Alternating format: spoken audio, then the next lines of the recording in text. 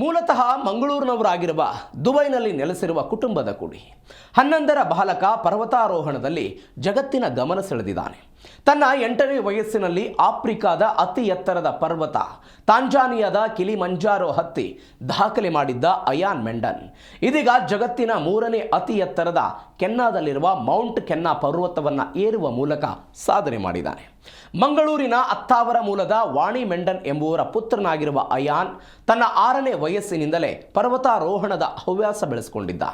8ನೇ ವಯಸ್ಸಿನಲ್ಲಿ ಆಫ್ರಿಕಾದ ಅತಿ ಎತ್ತರದ ಪರ್ವತ ಕಿಲಿಮಂಜಾರೋವನ್ನು 2022ರ ಅಕ್ಟೋಬರ್ 4ರಂದು ಏರಿದ್ದು ಈ ಸಾಧನೆ ಮಾಡಿದ ಜಗತ್ತಿನ ಅತಿ ಕಿರಿಯ ಎಂಬ ಹೆಗ್ಗಳಿಕೆ ಗಳಿಸಿದ್ದಾನೆ.